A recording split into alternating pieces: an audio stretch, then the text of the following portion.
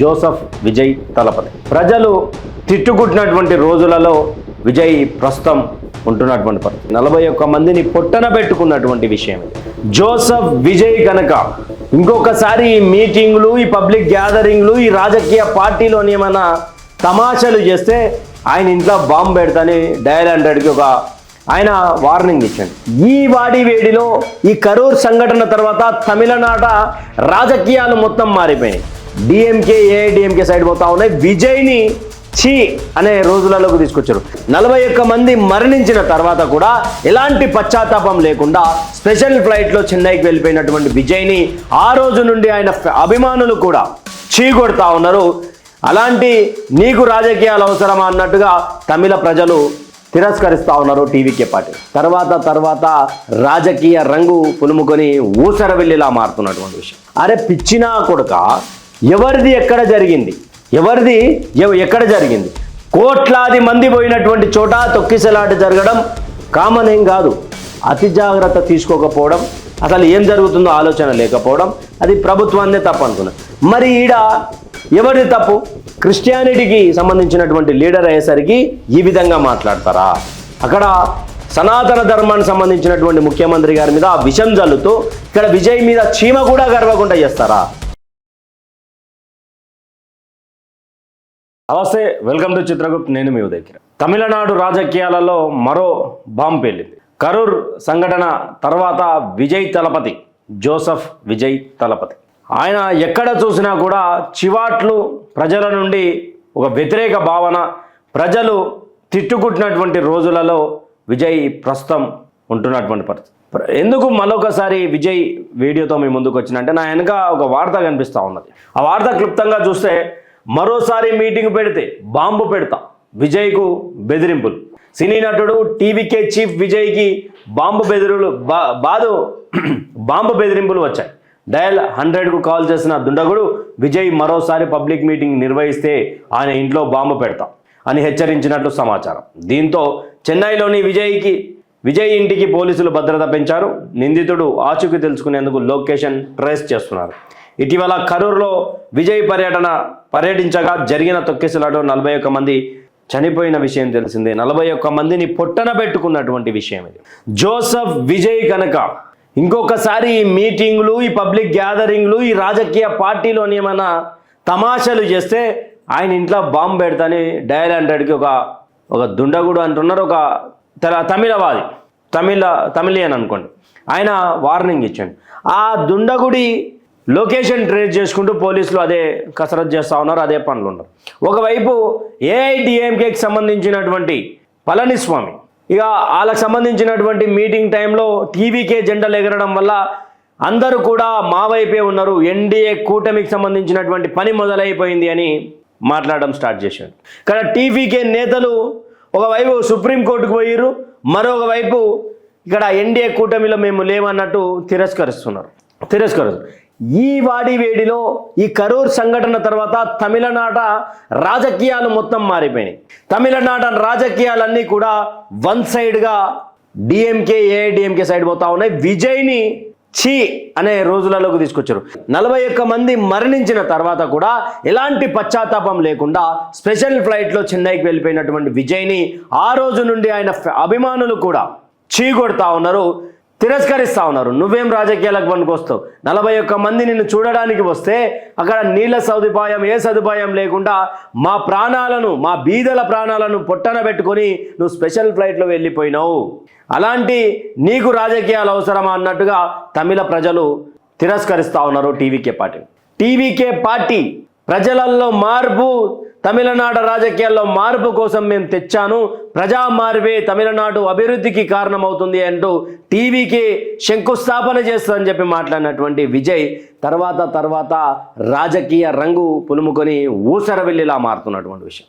తర్వాత ఇక సుప్రీంకోర్టుకు పోయారు. కరూర్ సంఘటన విషయంలో అది జరిగింది, ఇది జరిగింది, ఇక సుప్రీంకోర్టు న్యాయస్థానం వింటున్నది, జరుగుతూ ఉన్నది.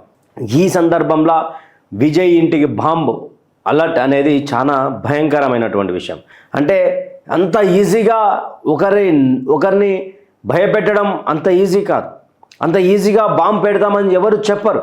కానీ ఈరోజు విజయ్ ఇంటికి బాంబు పెడతాం, మరొకసారి మీటింగ్ పెడితే బాంబు పెట్టాల్సి వస్తుంది, జాగ్రత్త, తస్మత్ జాగ్రత్త అంటూ మాట్లాడినటువంటి మాటలు చాలా భయానకానికి గురి చేస్తాయి. తమిళనాడు రాజకీయాలలో ఏ రోజు ఇలాంటి పరిస్థితుల్లో ఎంతసేపు ఉన్నా నచ్చినటువంటి అభిమాన నాయకుడికి, నచ్చినటువంటి హీరో హీరోయిన్లకు, సినీ రంగ పెద్దలకు గుడులు కట్టడం చూసాం. కానీ ఇలాగా ఒక సంఘటన తర్వాత బాంబు దాడి చేస్తామని చెప్పడం చాలా బాధాకరమైనటువంటి విషయం. కాకపోతే విజయ్ దీని మీద టీవీకే పార్టీ నేతలు కూడా దీని మీద స్పందిస్తారు, అసలు పోలీసులు లొకేషన్ ట్రేస్ చేస్తారా లేదా అనేది వేచి చూడాలి. అయితే ఇక ఇంకొక విషయం ఏంటంటే, ఉత్తరప్రదేశ్ సంబంధించినటువంటి మహాకుంభమేళలో తొక్కిసలాట జరిగిన తర్వాత కొంతమంది మరణిస్తే దాన్ని ఈ లెఫ్ట్ వింగ్ సంబంధించినటువంటి కొంతమంది ఆ లెఫ్ట్ వింగ్ భావజాలంతో యోగి ఆదిత్యనాథ్ గారిని ఏమని మాట్లాడిరు, ఆ ప్రభుత్వాన్ని ఏమని మాట్లాడిరు అంటే మళ్ళొకసారి మీకు గుర్తు చేస్తా ఉన్నా. ఈ ఘటన గురించి అదే నోరు అదే మనిషి ఏం మాట్లాడడం, రెండు దాంట్ల నుంచి మాట్లాడుకునే ప్రయత్నం చేద్దాం. ఉత్తరప్రదేశ్ మహాకుంభమేళలో జరిగినటువంటి తొక్కిసలాటలో మరణించినటువంటి వ్యక్తులు ఎవరైతే ఉన్నారో ఆ వ్యక్తుల గురించి ఈయన మాట్లాడుతూ, అరే ఏం మనుషులరా మీరు, అరే మీకు పాలన చేత కాకపోతే దద్దమ్మలాగా ఉండండి, అసలు పాలన చేసి ఒక కార్యక్రమాన్ని ఈవెంట్ని చేయలేనటువంటి వాళ్ళు మీరు గద్దె దిగండి, రాజీనామాలు చేయండి, మరొకసారి ఎలక్షన్లకు రండి అని చెప్పి మాట్లాడినటువంటి నోరు ఇది ముఖ్యంగా ప్రభుత్వ తప్పే, ప్రభుత్వం లోపాలే, ప్రభుత్వం పట్టించుకోక జరిగినాయని చెప్పినటువంటి ఆ నోర్లు, ఆ మురికి కాలువలు, ఆ మింగేస్తున్నారు. వీళ్ళు యోగి ఆదిత్యనాథ్ గారిని టార్గెటెడ్గా, ఉత్తరప్రదేశ్ భారతీయ జనతా పార్టీని ప్రభుత్వాన్ని టార్గెటెడ్గా మాట్లాడినటువంటి ఆ నోర్లు ఈరోజు కరూర్ సంఘటనకు సంబంధించి అదే నోర్లు ఏమని మాట్లాడుతున్నాయంటే, ఒక హీరోని చూడడానికి, ఒక తమిళనాడు రాజకీయాల్లోకి వచ్చినటువంటి విజయ్ని చూడడానికి తొక్కిసలాట జరిగింది. ఇది ముమ్మాటికి ప్రజల తప్పే. ముమ్మాటికి ఎవరు తప్పని చెప్పారు? ప్రజల తప్పని చెప్పారు. అదే యోగి ఆదిత్యనాథ్ గారి మహాకుంభమేళలో జరిగినటువంటి ఇష్యూ ఎవరు తప్పన్నారు? ప్రభుత్వం తప్పన్నారు. అరే పిచ్చినా కొడుక, ఎవరిది ఎక్కడ జరిగింది? ఎక్కడ జరిగింది? కోట్లాది మంది పోయినటువంటి చోట తొక్కిసలాట జరగడం కామన్ ఏం కాదు. అతి జాగ్రత్త తీసుకోకపోవడం, అసలు ఏం జరుగుతుందో ఆలోచన లేకపోవడం, అది ప్రభుత్వాన్నే తప్పు అనుకున్నాం. మరి ఎవరిది తప్పు? ఈడ విజయ్ది తప్పు కాదు, ప్రజలది తప్పు. అంటే నీ లెఫ్ట్ వింగ్ వచ్చేసరికి, నీ క్రిస్టియానిటీకి సంబంధించినటువంటి లీడర్ అయ్యేసరికి ఈ విధంగా మాట్లాడతారా? అక్కడ సనాతన ధర్మానికి సంబంధించినటువంటి ముఖ్యమంత్రి గారి మీద విషం జల్లుతూ ఇక్కడ విజయ్ మీద చీమ కూడా గర్వకుండా చేస్తారా? ఇలాంటి పరిస్థితుల నుండే ఈ వార్నింగ్ వచ్చింది. లెఫ్ట్ వింగ్ భావజాలం ఉన్నటువంటి వాళ్ళు అక్కడ, అది హిందూ ధర్మంలో అయితేనేమో పెద్ద పెనుభూతం అవుతుంది.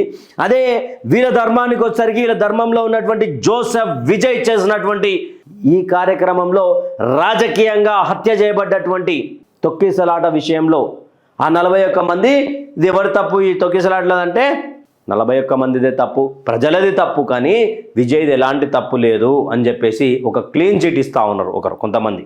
అయితే బాంబు దాడి కోరిక వచ్చిందంటే తమిళ ప్రజలు ఎంత విసుగు చెంది ఉంటారు, ఎంత విసిగిపోయి ఉంటారు. ఈయన మాటలకు కానీ ఈయన ఏదో ఉద్ధరిస్తాడని వస్తే రావడమే. తొక్కిసలాట విషయంలో మరణించినటువంటి విషయాలు, దాఖలాలు చాలా బాధాకరమైన. చిన్న పిల్లలు ఉన్నారు, మహిళలు ఉన్నారు, కుటుంబ సభ్యులు ఉన్నారు. ఈ ప్రోగ్రాంలో చనిపోయినటువంటి ఒక వ్యక్తి భార్య 9 నెలల గర్భిణి, ఆమె పడి ఏడ్చింది. నువ్వు లేకపోతే నీ బిడ్డకు, మన బిడ్డకు తండ్రేడమ్మా, నానేడమ్మా అంటే నేను ఏం చెప్పాలిరా నాన్న, లేరా నాన్న అని చెప్పి ఏడ్చింది. కన్నీళ్లు పెట్టించినటువంటి ఘటనలు. కనీసం ఒక ట్వీట్ వేసి ఏం సంబంధం లేకుండా, నాకేం తెలియదు, నేను హీరోను, సినిమా షూటింగ్ అయిపోయింది, నేను వెళ్ళిపోయినట్టుగా వ్యవహరించినటువంటి విజయ్ని మన కామెంట్ల రూపంలో ఏం చెప్పాలనుకుంటున్నారు? విజయ్, మీ ఇంటి మీద బాంబు అంటే ఇంకోసారి మీటింగ్ పెడితే నీ మీద బాంబే అని చెప్పినటువంటి ఈ వాక్యాలకు మీరేం కామెంట్ చేస్తారో చేయండి. Stay tune with Chitragupta, signing off మీ ఉదయ్ కిరణ్. తప్పకుండా ఇలాంటి నిజమైనటువంటి నికార్సైనటువంటి వార్తల కోసం చిత్రగుప్తని సబ్స్క్రైబ్ చేసుకుంటారని కోరుకుంటూ సెలవు తీసుకుంటారు.